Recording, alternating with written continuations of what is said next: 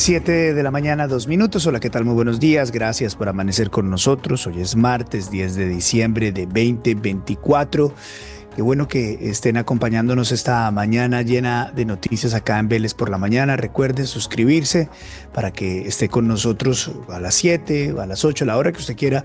Ponga el noticiero y esté bien informado con el análisis y el contexto de las noticias más importantes de Colombia. En instantes vamos a hablar con el presidente de la ANDI, Bruce McMaster. Estamos en plena negociación del salario mínimo. Están pasando muchas cosas con la reforma tributaria, la reforma a la salud y sus consecuencias. Vamos a hablar con él, una de las personas que mejor lee el país, en instantes, pero antes, las noticias. Hola, soy Luis Carlos Vélez y este es mi podcast.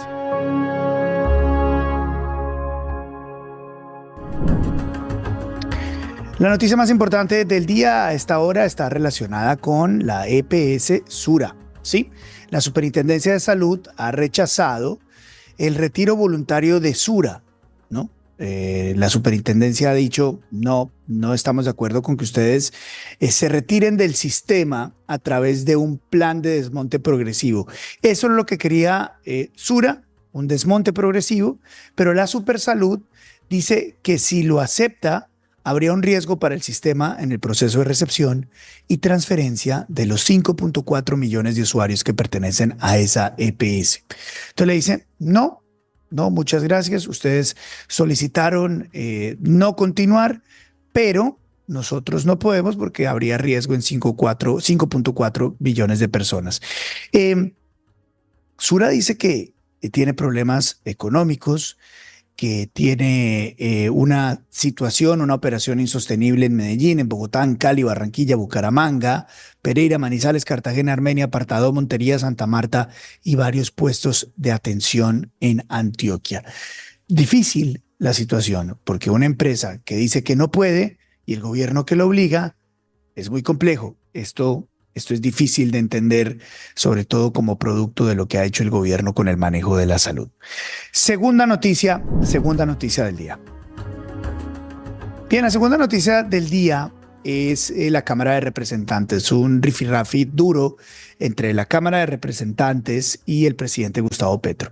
La Cámara de Representantes votó a favor de una proposición que le pide al mandatario no asistir a la posesión de Nicolás Maduro.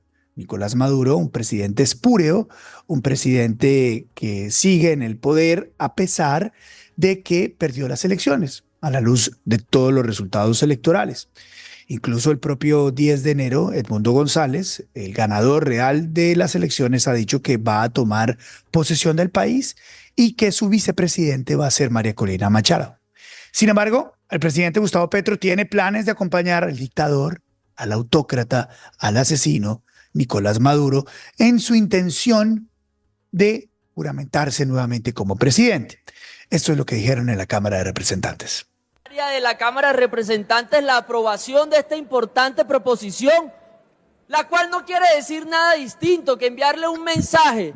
Ojalá con presencia hoy aquí del ministro del Interior nos ayude a que ese mensaje le llegue lo antes posible al presidente Petro, y está claro que en Venezuela se robaron las elecciones, que es un gobierno ilegítimo y que el presidente Petro y el gobierno colombiano no pueden, bajo ningún punto de vista, reconocer lo que fue un robo del siglo democrático. Entonces el mensaje que manda hoy la plenaria de la Cámara al presidente es, yendo a la posesión del presidente Maduro el próximo 10 de enero, estaríamos tácitamente reconociendo, y recuerden, que no hemos visto actas todavía y no las vamos a ver porque no existen. Así que...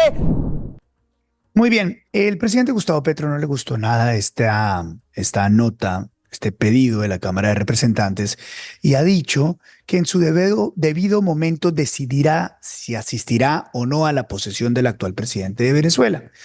Y también dejó en entredicho la independencia de la Cámara de Representantes, dijo que se le veía muy mal que alguien estuviera metiendo la mano a sus determinaciones y que la presidencia de la República es la que maneja las relaciones internacionales. Está claro, los colombianos no queremos a Nicolás Maduro y estar allá es ser su cómplice. Ahí no hay vuelta de hoja. Tercera noticia del día.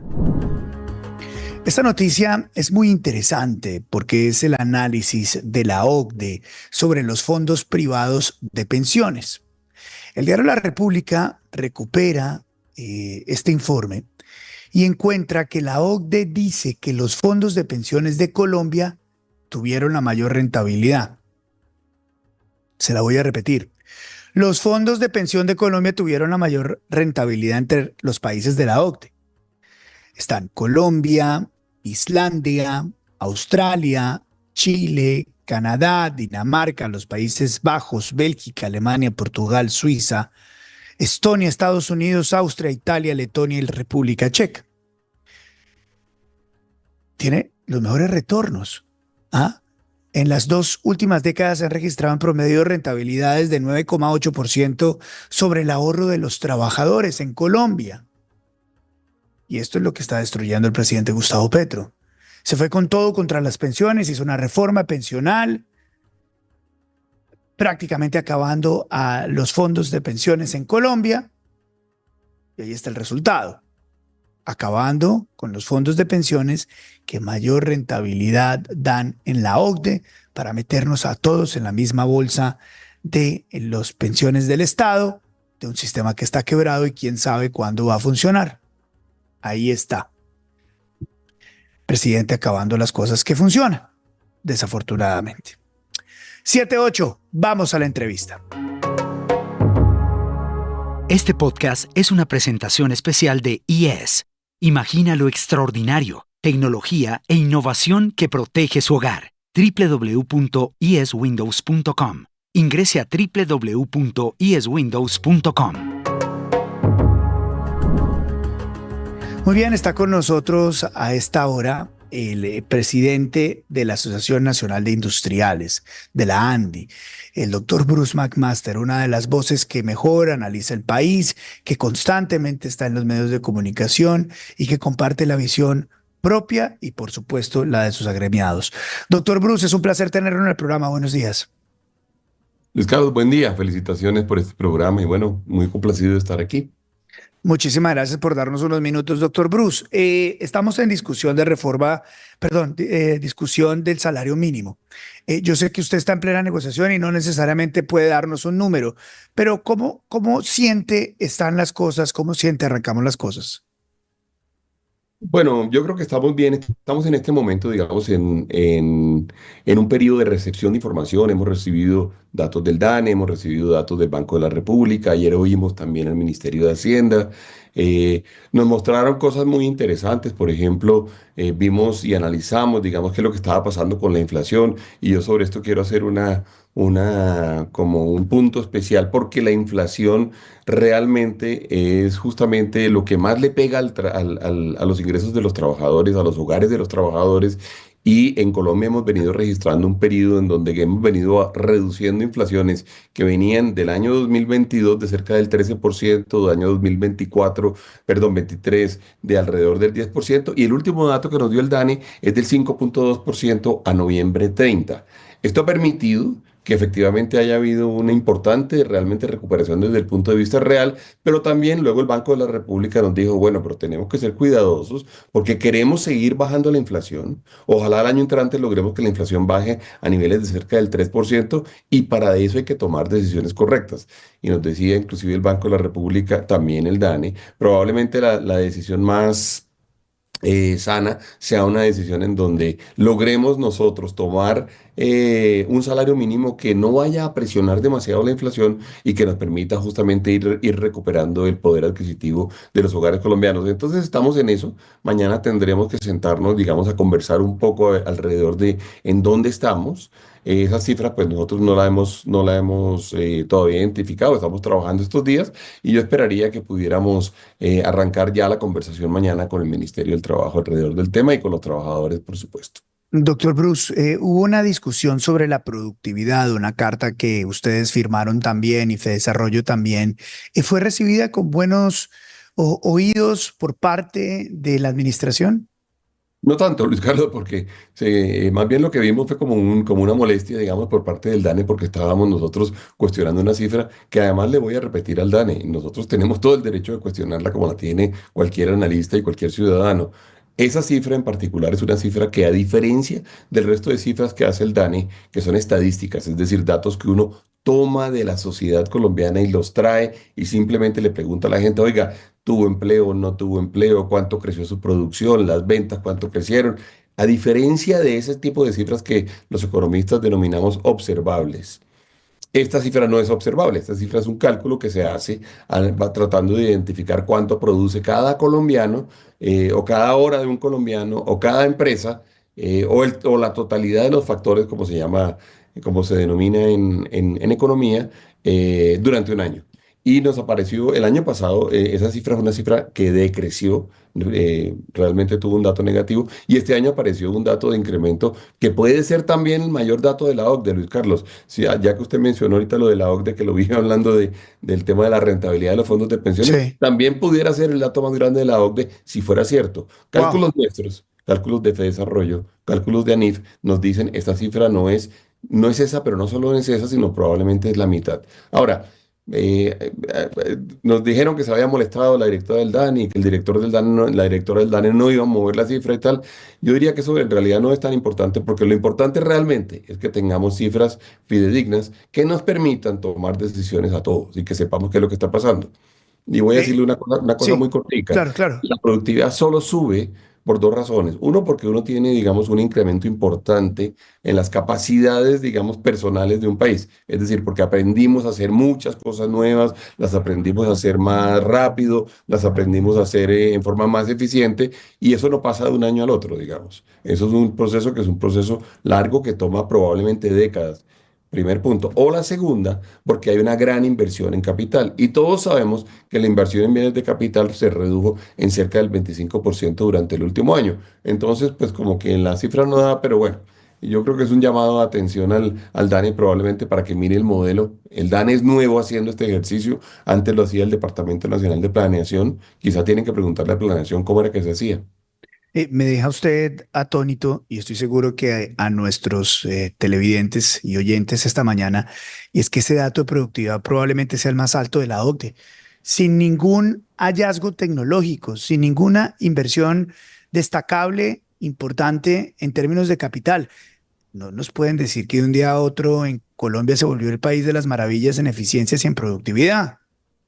Esa es justamente la reflexión que hacemos nosotros, y fue lo que le dijimos al Dani. Si a usted la cifra le está dando algo que es contraevidente, es decir, algo que no representa lo que parecería que fuera la realidad, pues hombre, revísela y tenga el espíritu crítico. Además, todo el mundo se equivoca. El DANE se ha equivocado en el pasado ha corregido cifras. Nosotros mismos en la ANDI en algún momento le hemos enviado, digamos, elementos de juicio que han demostrado que que una cifra proyectada en una cosa o en la otra, pues no representa la realidad. Yo le diría que hay que mirarlo con apertura. No es una discusión ni siquiera ideológica ni política, es una discusión básicamente estadística y matemática.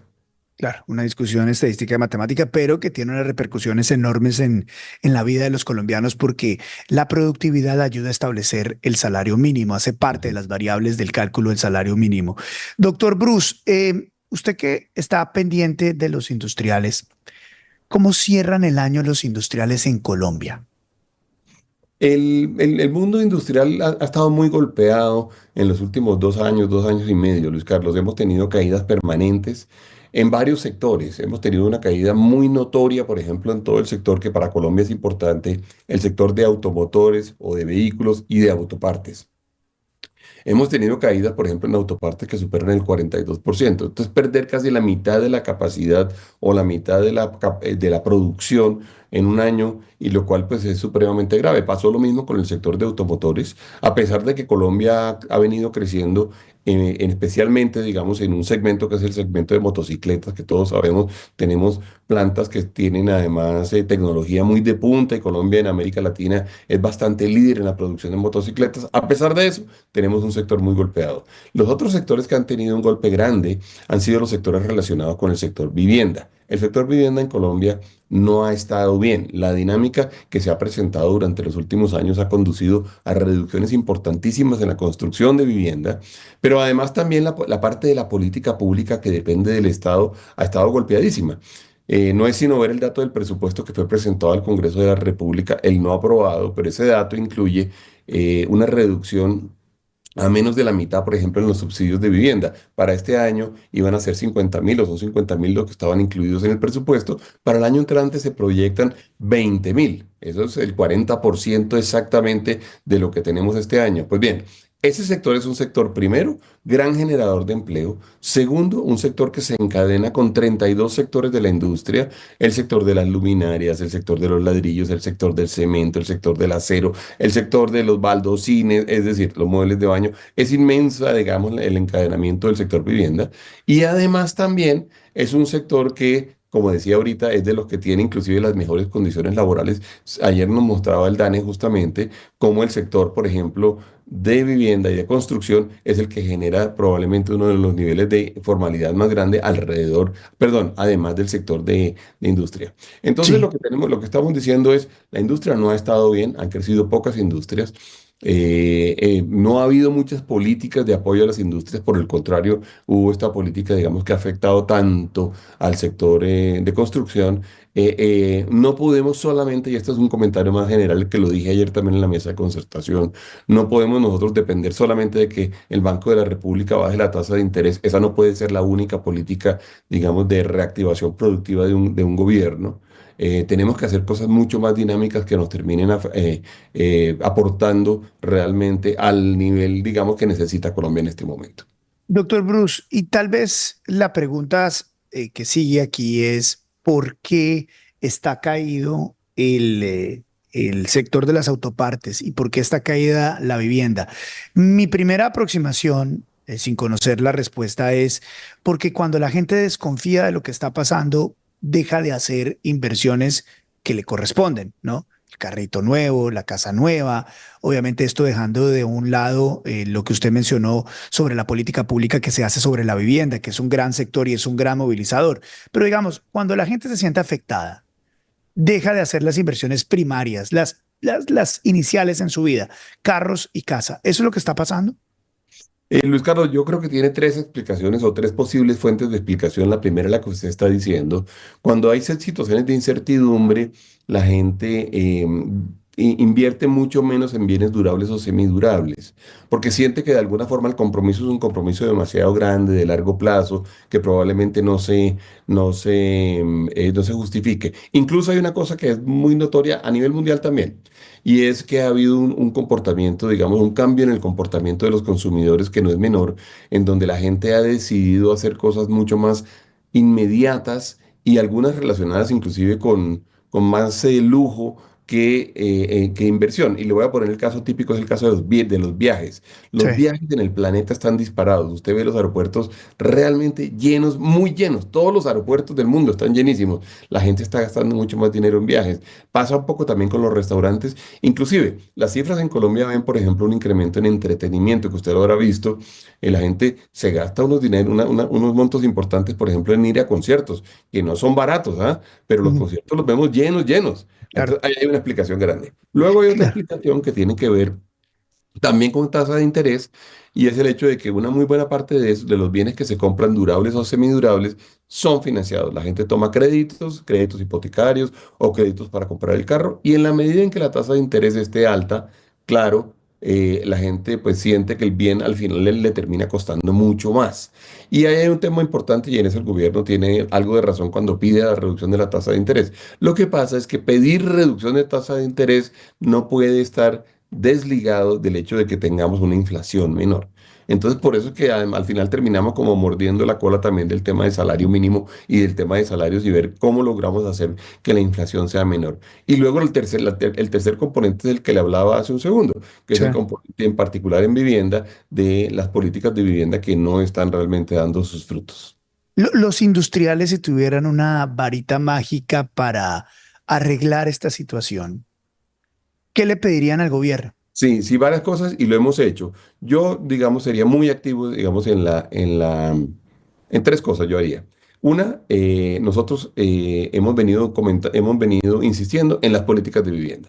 Colombia, además, históricamente, desde los años 70, Colombia ha identificado el sector construcción como uno de los sectores jalonadores del resto de la economía. Segundo, hemos venido trabajando ya desde hace varios meses y años en que haya nuevamente los incentivos a las exportaciones. Colombia tiene que volver a exportar en grandes volúmenes productos distintos al carbón, al petróleo, al café, que todos nos ayudan, que todos son importantísimos, pero tenemos que buscar que haya más exportaciones. Y eso es un ejercicio que hay que hacerlo, y es un ejercicio en donde hemos presentado los estudios para ver si, para que Colombia otra vez haga lo que hizo, por ejemplo, en la primera década de este siglo, que es hacer incentivos a las exportaciones.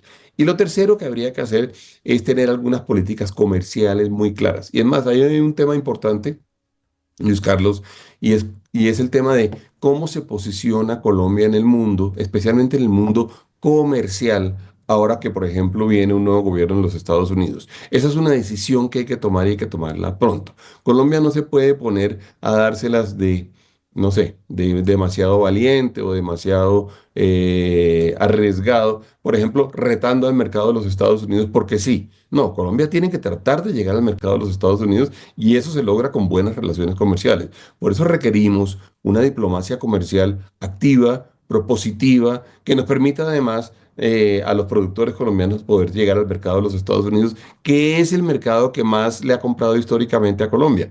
De manera que yo diría que son por lo menos esas tres cosas. Este último punto es supremamente importante porque Estados Unidos está mostrando los dientes en lo que va a ser la política comercial como arma diplomática con el resto de países. Lo estamos Así. viendo, lo que está pasando con Canadá, lo que está pasando con México.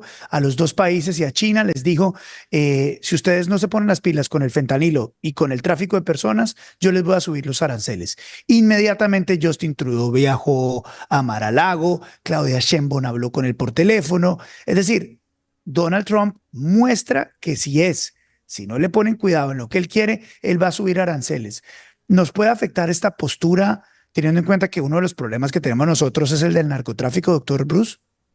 Claro, Luis Carlos, y por eso yo he venido insistiendo en que Colombia tiene que tomar una posición por lo menos inteligente, estratégica. Tenemos que saber que si nosotros eventualmente afectamos innecesariamente por temas ideológicos, por temas políticos, las relaciones con Estados Unidos, lo que termina sucediendo es que al final los productos colombianos van a tener dificultad y para ser competitivos en los Estados Unidos. Y eso y conduce obligatoriamente a que al final estemos hablando de empleo en Colombia, de ingresos de las familias colombianas, de ingreso de los trabajadores colombianos. Esa lógica, digamos, hay que tenerla muy, muy presente. Y yo, por ejemplo, en eso creo que el gobierno no ha sido particularmente activo, que es la dinámica comercial. De hecho, le quiero, por ejemplo, decir, Sí.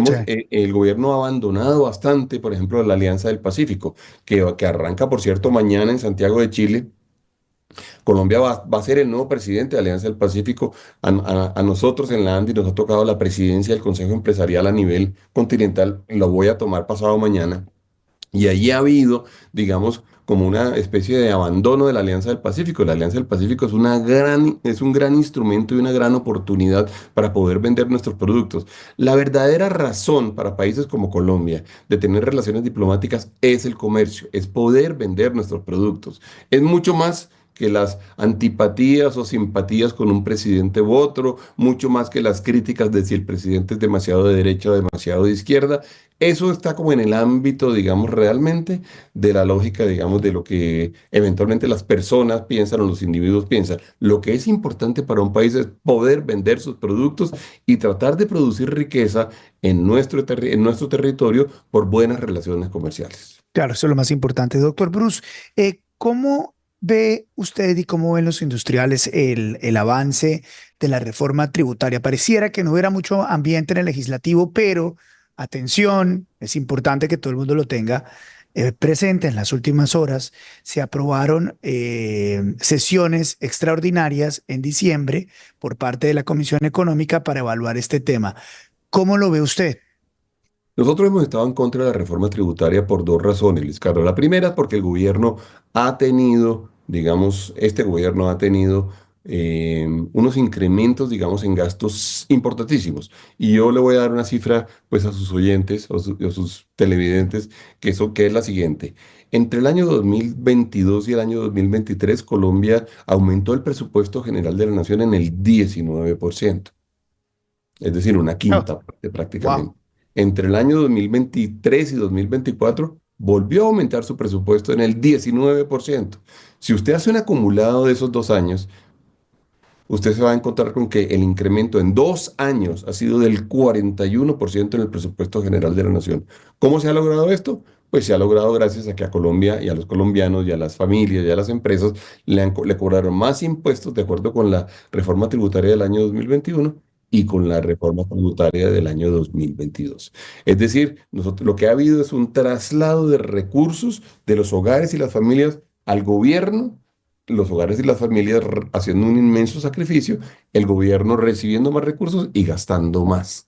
Bueno, pues lo que nosotros tenemos en este momento realmente es una situación en la cual es absolutamente imposible que los hogares colombianos puedan seguir pasándole plata al gobierno para que el gobierno se la gaste. Dicho esto, el presupuesto presentado por el gobierno, que es de 523 billones de pesos, pues no fue aprobado en el Congreso de la República, ya lo sabemos, lo cual sin duda además no es una señal menor. Y esa ley de financiamiento básicamente lo que dice es, hombre, olvidémonos de que no fue aprobado el presupuesto, pero por favor denme la plata para poder llegar a ese presupuesto. Bueno, esa lógica es una lógica, pues, por decirlo menos extraña. Entonces, realmente nosotros lo que hemos venido diciéndole al gobierno es, la única posible política fiscal en este momento es que el gobierno ahorre, que se apriete el cinturón, que entienda que la austeridad en momentos complejos es necesaria. Eso le pasa a los hogares, le pasa a las empresas, le pasa a las ONGs, también le pasa al gobierno nacional. Este es un momento realmente de apretarse el cinturón. Es la única forma, digamos, responsable de asumir la actual situación.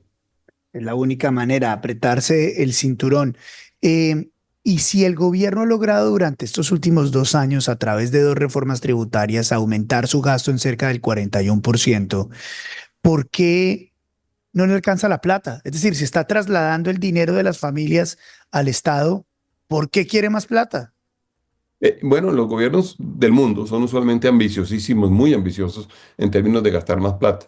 Les gusta hacerlo para desarrollar sus programas, les gusta hacerlo para hacer política, les gusta hacerlo para demostrar algunos resultados, pero la verdad es que los gobiernos tienen que ser conscientes de que hay unas limitaciones y que los países tienen unas limitaciones que al final que son las que verdaderamente establecen la restricción.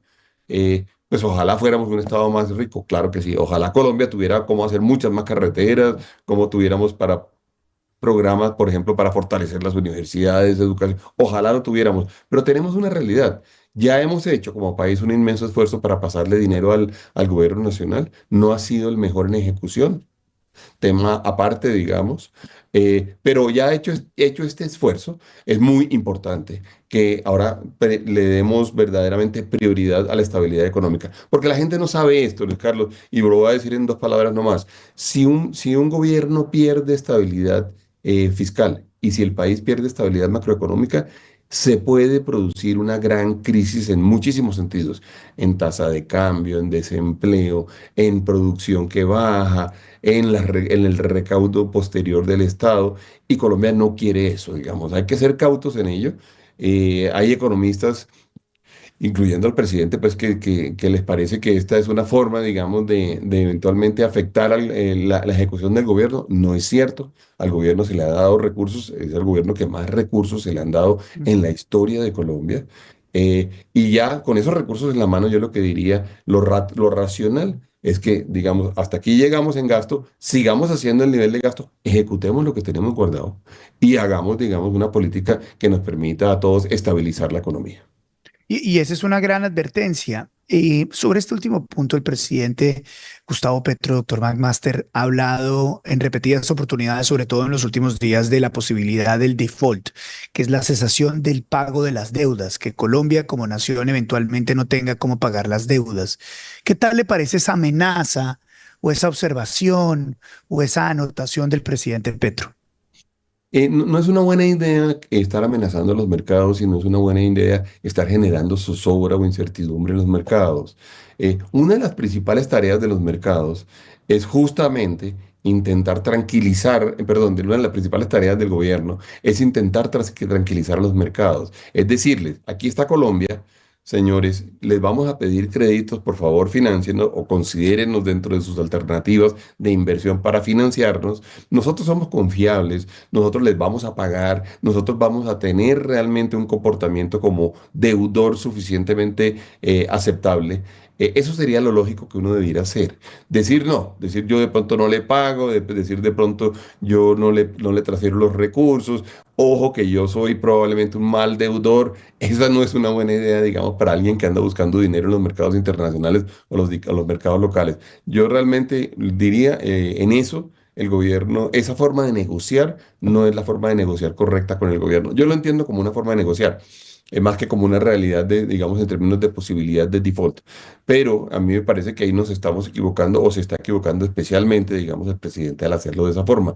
Yo creo que más bien él lo que tiene que hacer es tratar de entender qué es lo que requieren los mercados, darles confianza, buscar que además nos presten, pero no solamente que nos presten, sino que nos presten barato para que gastemos menos recursos Mm. del presupuesto nacional en atender la deuda. Y esa va a ser sin duda alguna una situación que va a terminar verdaderamente beneficiando a todos los colombianos. Ujú. Doctor Bruce, ¿cómo está viendo el ambiente político del próximo año?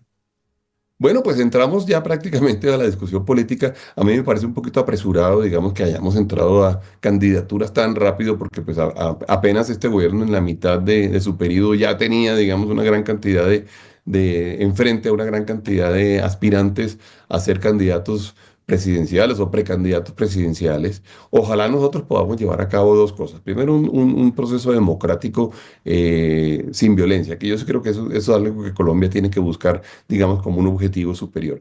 Y lo otro es que podamos tener pues, gente capaz que pueda presentarse y que tenga posibilidades viables, digamos, y que ser viable desde el punto de vista de candidatos. Yo creo que ese es un ejercicio que tenemos que hacer y en el cual tenemos que trabajar todos los colombianos. ¿Cómo hace uno para tener buenos candidatos, para escoger bien, para que no estemos escogiendo entre el menos peor, que le pasa a veces, digamos, a algunas democracias? El último ejemplo de Colombia tampoco fue bueno, digamos, esa segunda vuelta realmente ahí no había, digamos, forma, digamos, de tener un candidato que tuviera verdaderamente o que fuera verdaderamente una alternativa viable frente a Gustavo Petro como candidato en ese momento.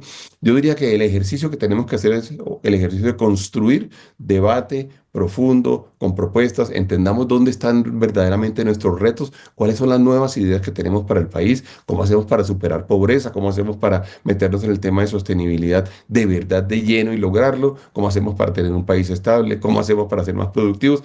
Y yo sí daría un llamado, digamos, a todos esos 50 o 60 precandidatos que hay hoy en día para que tengamos un debate profundo y un debate que hable en el largo plazo realmente de para dónde va Colombia.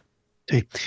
Pues doctor Bruce McMaster, como siempre, es un placer tenerlo acá en el programa, poder hablar, discutir sobre los temas más importantes económicos del país y sobre todo un llamado a los industriales de que sigan apoyando a Colombia como siempre lo siguen haciendo, pero en la lente de es importante la libertad de expresión, la libertad de la empresa, para que donde pongan sus fichas sean coherentes con ese llamado que es el que nos beneficia a todos. Doctor Bruce, como siempre, un abrazo inmenso y le agradezco que tenga su tiempo acá. No, Luis Carlos, por el contrario, mucha suerte con este proyecto que está arrancando usted ahorita y gracias por la invitación. Muchísimas gracias, un abrazo. 7 de la mañana, 34 minutos. Este podcast es presentado por Caribana, el único resort con campo de golf y sede de playa en la zona norte de Cartagena que es una realidad. En Caribana está la mejor opción para comprar vivienda, lotes para construir la casa de tus sueños y apartamentos para rentas cortas. Visita www.caribanacartagena.com o llama al 316-694-0621. 316-694-0621.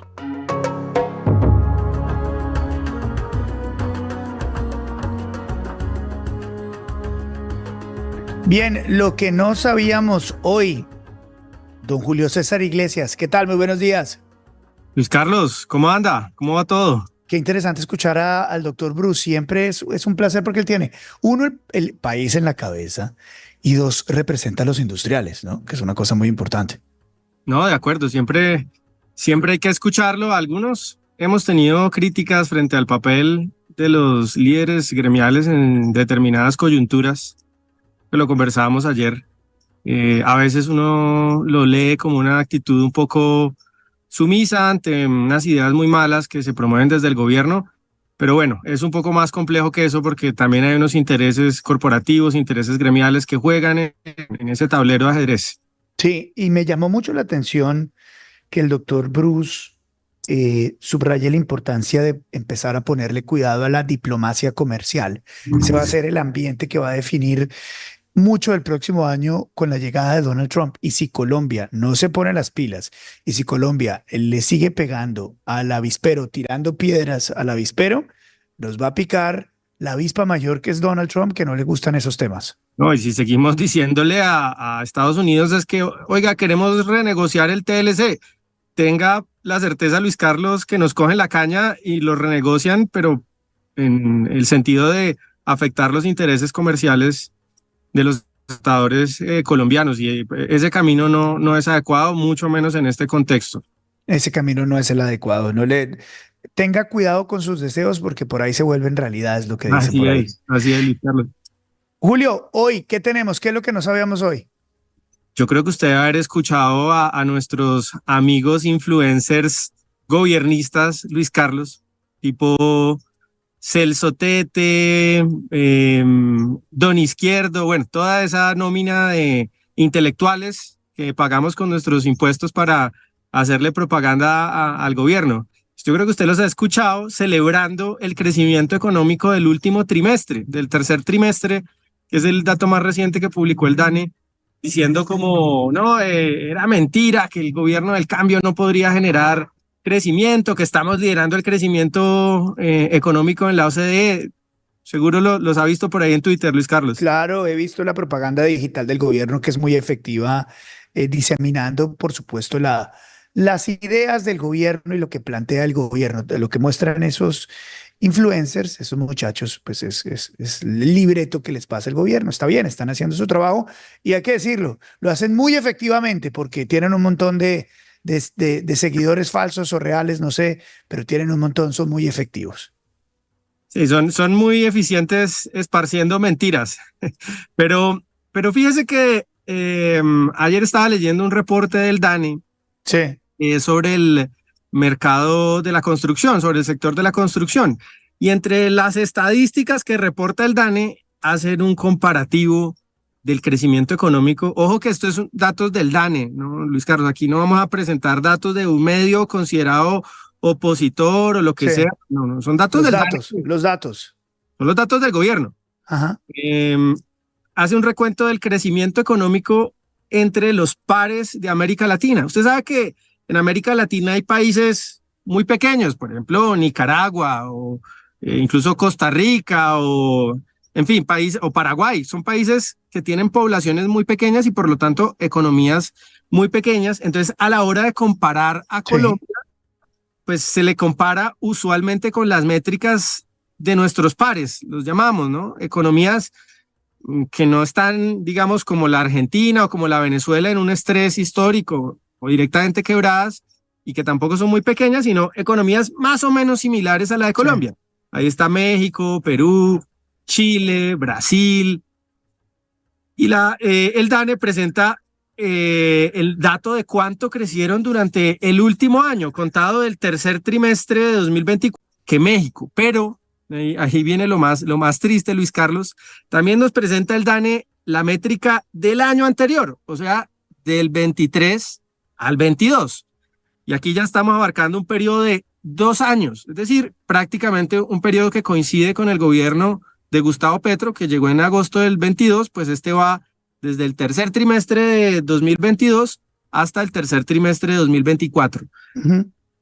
E hice el ranking del crecimiento de esos 5 países comparables de América Latina, y ahí viene, Luis Carlos, ¿cuál es el país que tiene peor crecimiento? Caramba, estoy viendo aquí la gráfica. Wow. No, sorpresivamente, Colombia en este periodo compuesto por estos 2 años está de quinto. En una eliminatoria de cinco países estamos de quinto, estamos quedándonos por fuera del mundial. 1.4% de crecimiento en 2 años. Brasil, por ejemplo, el primero, 6.4, México 5.1, Perú 3 Chile 1.7. Esto para poner en contexto, Luis Carlos, cuando nos digan, es que la economía colombiana va volando, es que los indicadores son muy buenos, somos los últimos entre los países comparables, entre las economías grandes de América Latina, estamos de últimos en materia de crecimiento. Durante el gobierno, coincide este periodo casi exactamente con el gobierno de Gustavo Petro. Fuente Dani. Julio, esto es muy interesante porque muchas veces cuando nos muestran los datos económicos de la región, ponen peras con manzanas, ¿no? Países que no son comparables con Colombia. Este ejercicio que usted hace es un ejercicio en el cual se muestra a los comparables con Colombia. Es decir, si estuviéramos en el fútbol internacional, usted no puede comparar al Real Madrid con Deportivo Chapitas. Usted tiene que comparar al Real Madrid con el Barcelona, lo tiene que comparar con el Liverpool, si se va a una comparación extranjera, con el Manchester United, etcétera, etcétera. No lo puede comparar con Deportivo Tapitas y Organización Deportiva Condorito. Tiene que ser una cosa, ¿no?, comparable. En el caso de América Latina, usted lo que hace es eso, es decir, coge los países que se parecen a Colombia, ¿cierto? Saca los países que no se parecen a Colombia y sobre todo los que están sufriendo problemas históricos como Venezuela y como Argentina y les echa una mirada en lo que tiene que ver con el periodo comprendido de la administración Gustavo Petro.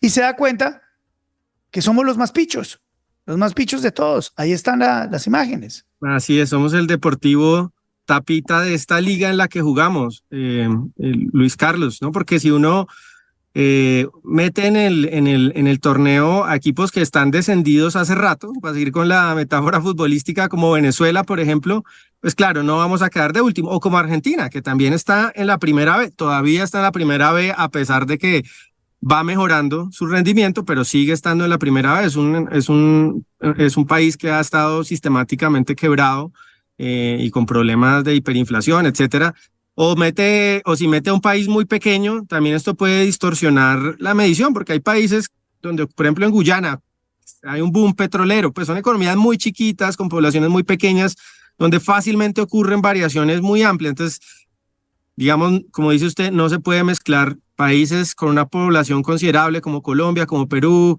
como Chile, como México, con países muy pequeños o que directamente están quebrados, como Cuba, como Nicaragua, como Venezuela, por ejemplo.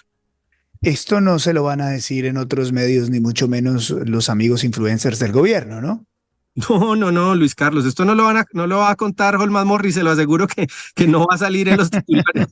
No sale en RTBC de Noticias, no le estas cosas a la gente. Un poco lo que ellos hacen es buscar lo que llaman el cherry picking, ¿no? Buscan algún datico que pueda parecer favorable y lo generalizan o lo utilizan para decir, no, acá no tenemos ningún problema. Claro, tenemos un problema de crecimiento, un estancamiento de la economía. Nos estamos quedando atrás, Luis Carlos, porque al final lo que la gente tiene que entender es que esto no es problema ni de los bancos, ni de los banqueros, ni de los megaempresarios, ni de los grupos económicos.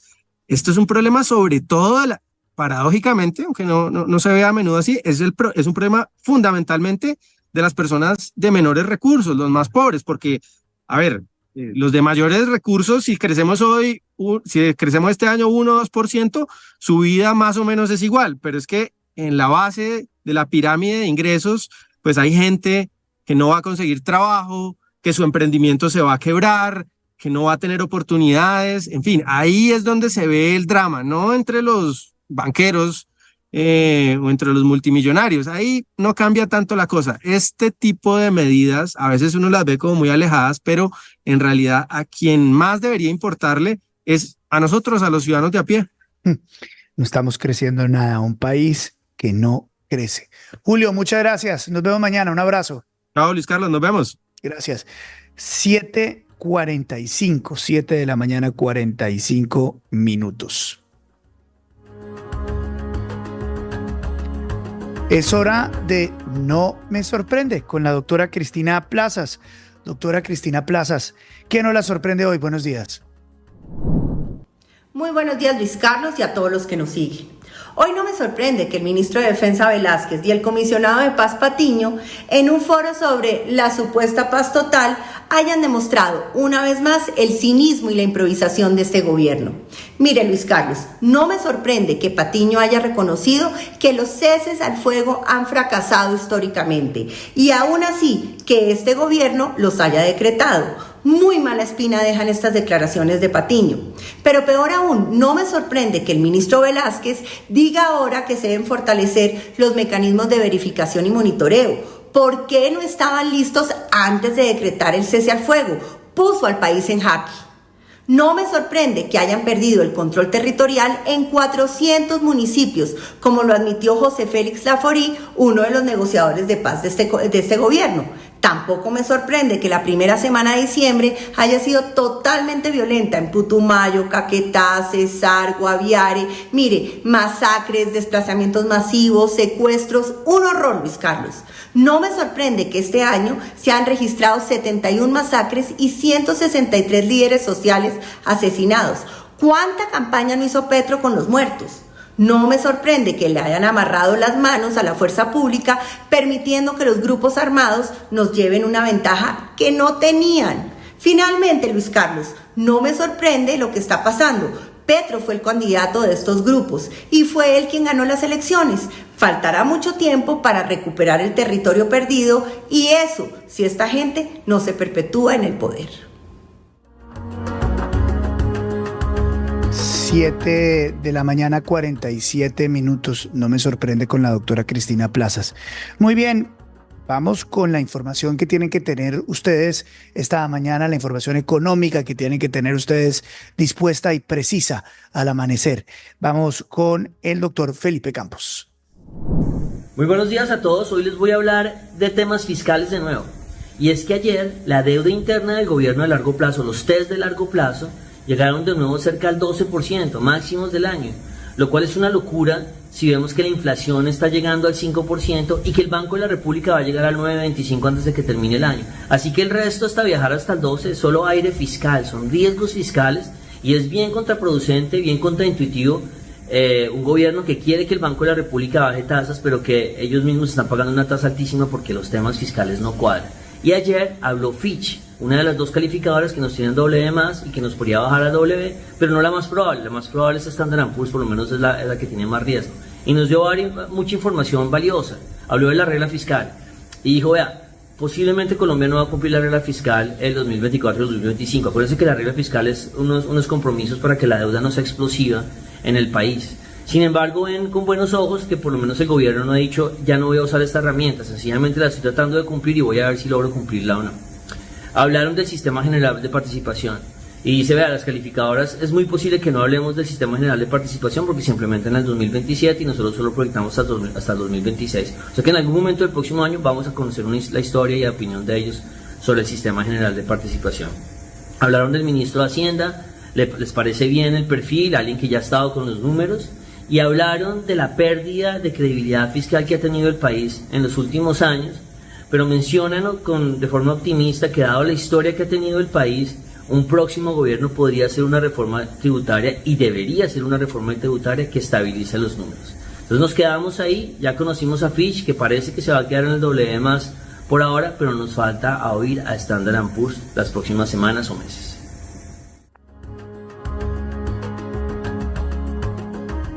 Las calificadoras de riesgo, 7 de la mañana, 49 minutos. Ese es un tema importante, señora, el cual tenemos que estar muy pendientes.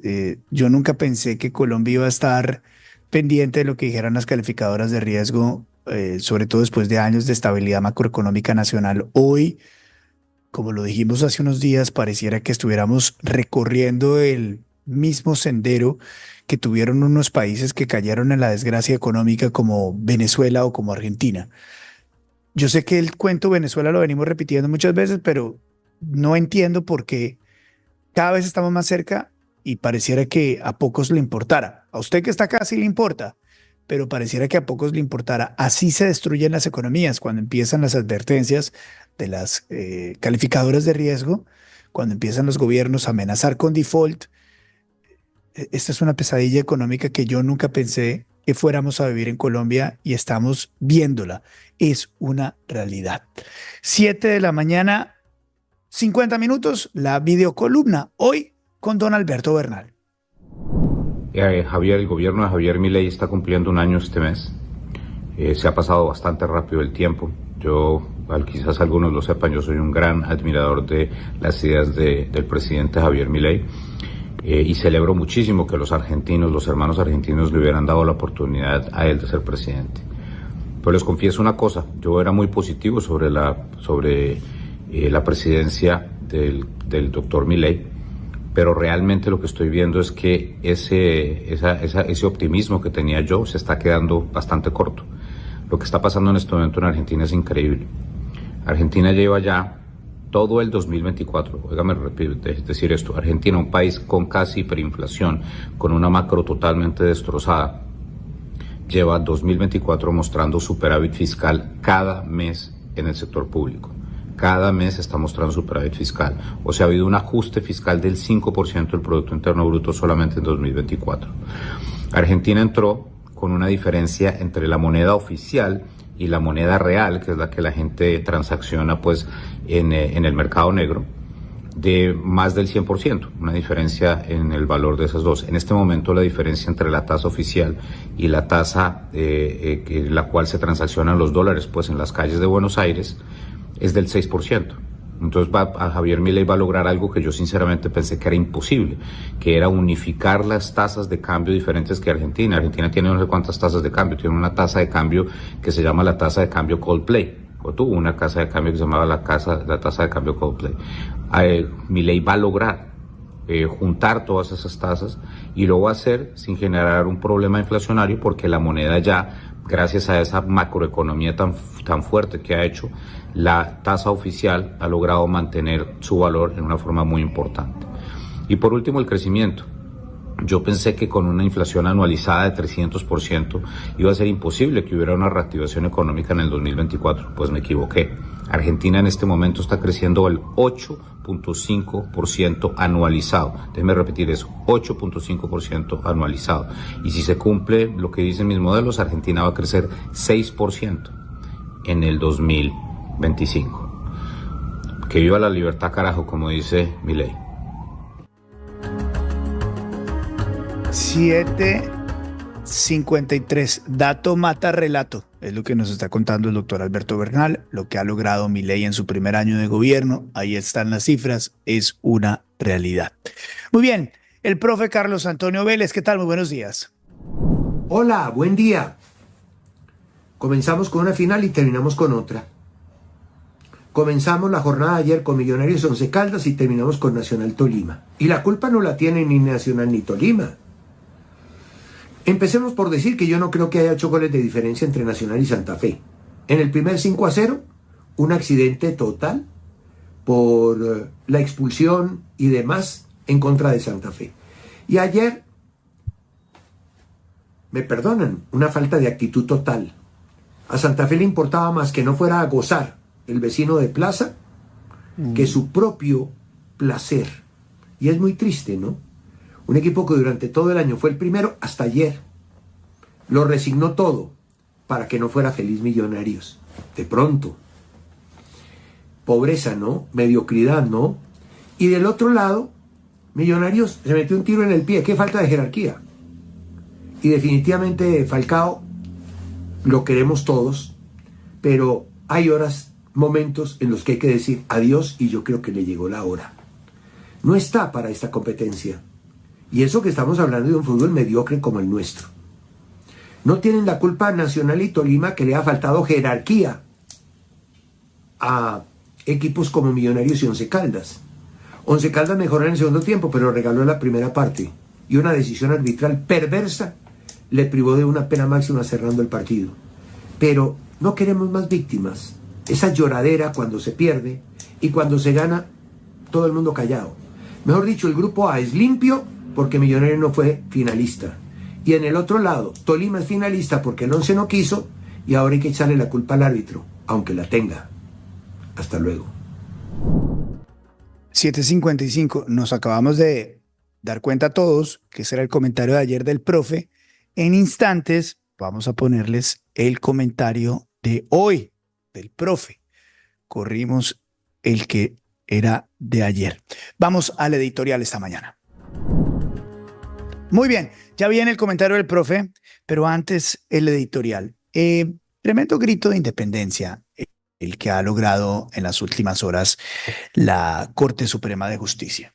Sí, la Corte Suprema de Justicia está dando un grito de independencia necesario, importante, destacado, que no era fácil de prever.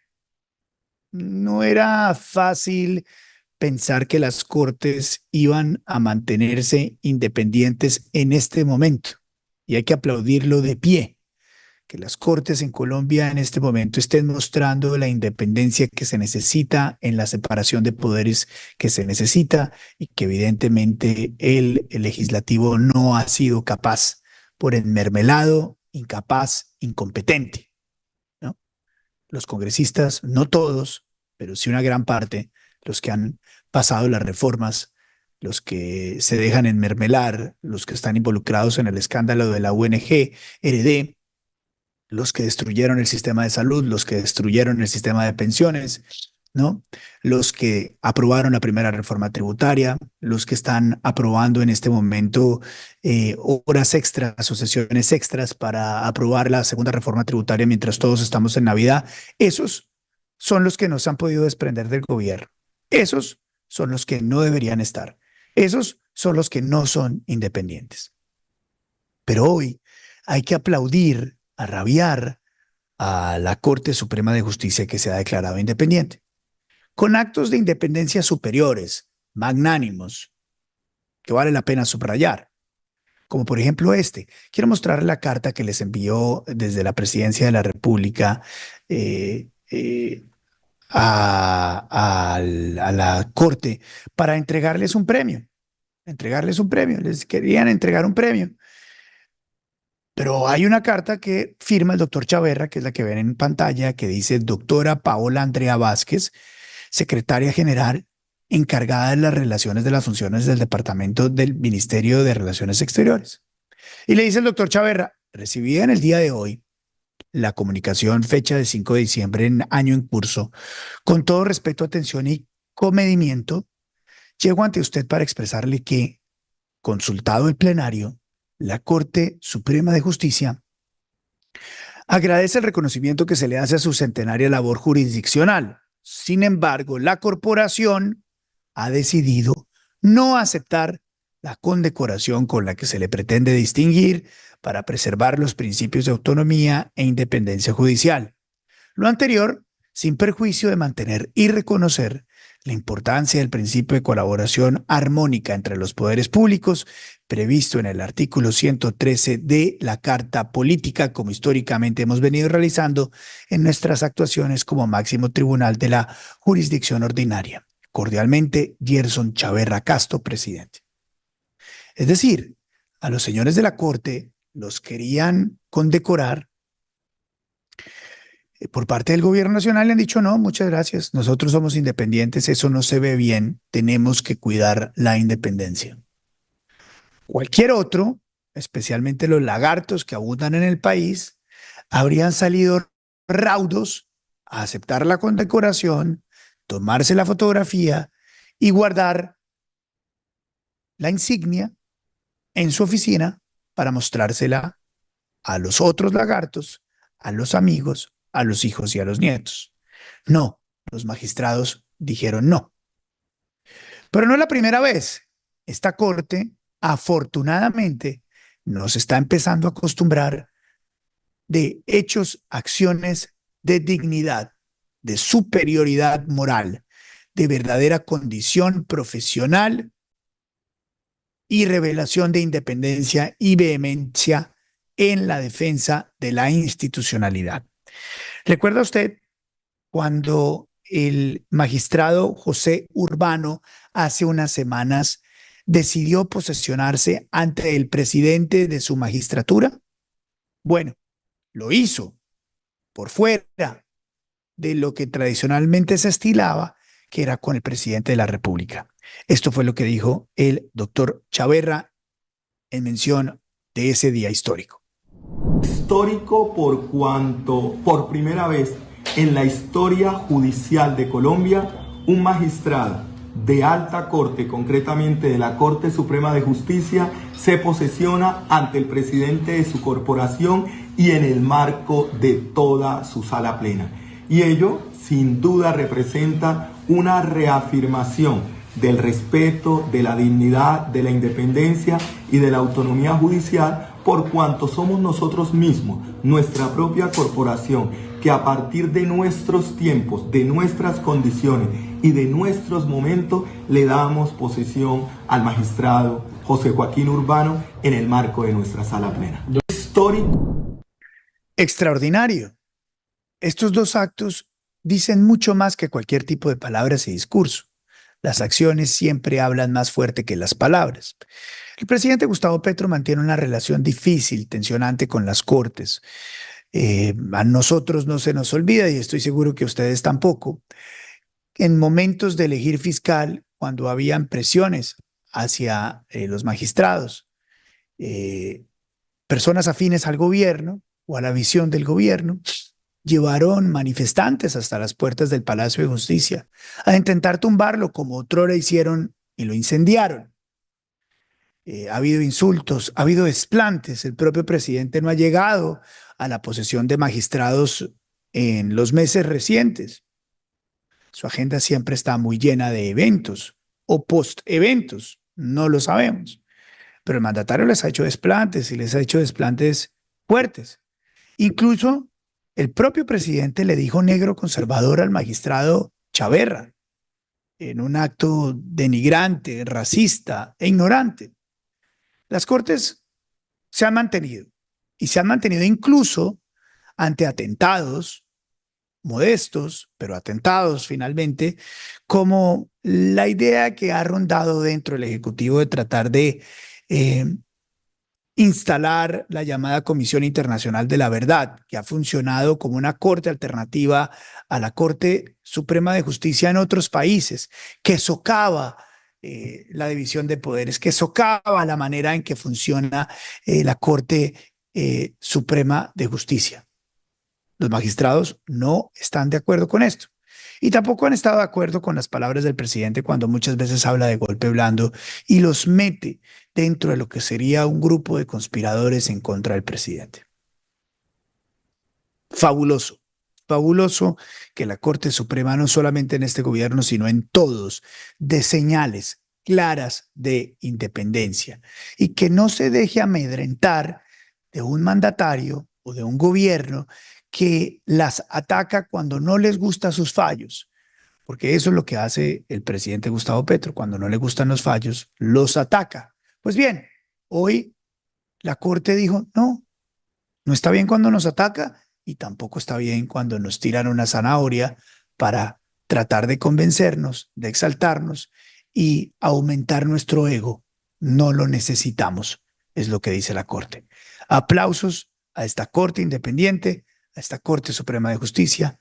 Ojalá así se mantenga. 8:04 a.m. Suscríbase. A ustedes muchas gracias por acompañarnos. Veo los mensajes, veo los likes. Me encanta ver todo lo que ustedes ponen. Estoy viendo los mensajes de Marta Isabel Palau, los mensajes de Marta Castellanos, los mensajes de Sandra Durán, los mensajes de Olga Patricia Ríos, los mensajes de Óscar Moreno, de Juan Fernando Cuartas, en fin, de todos ustedes. Ahora sí, vamos a los deportes con el profe Carlos Antonio Vélez. Hola, buen día. Después del papelón del fin de semana de los equipos de Bogotá, uno entregadito, Independiente Santa Fe, y el otro que se disparó en el pie y regaló, porque correspondía a Millonarios responder por sus propios intereses y no fue capaz, regaló la posibilidad de llegar a una final. Ya en ambos casos, las limpias comienzan. Independiente Santa Fe dejó por fuera a un par de jugadores, extranjeros los dos, Agüero y Rodríguez. Hoy, entre hoy y mañana, tendrá que sacar unos 6 más. Va a dejar la base del plantel, ya los mandó a vacaciones y regresarán el 6 de enero. tienen Copa Libertadores y van a reforzar el plantel con 6 u 8 jugadores, varios de ellos extranjeros. Es la única manera. Millonarios está en el tema de si se queda con Falcao o no. Yo le diría a Falcao que ya está bien, ya está bien. Todos lo amamos, le agradecemos, pero ya Falcao físicamente no da y futbolísticamente tampoco. Los duelos casi siempre los pierde y la mira y la puntería, el tiempo no pasa en vano. Y se está volviendo trompo de puchar. Se volvió el más cómodo enemigo de todos los demás que querían que Millonarios no fuera finalista, ¿no? Y claro, hay que crear un enemigo y el enemigo fue Falcao, porque supuestamente la Dimayor lo quería hacer campeón. Miren ustedes, ahora está en nada. Y yo creo que es demasiado oneroso el tema económico. Y Millonarios, a no ser que sea un equipo súper rico, no puede sostener a un jugador que de 16 partidos solamente jugó 2 completos. No se trata de manchar su historia, se trata de una realidad. Es así, c'est la vie, esa es la vida. Hasta luego. 8-6. Perfecto. Gracias, profe. Gracias por el minuto del profe. Y a ustedes muchas gracias por acompañarnos. Yo soy Luis Carlos Vélez. Si Dios quiere, nos escuchamos mañana. Dios los bendiga. Todo va a estar bien. Gracias. Chao.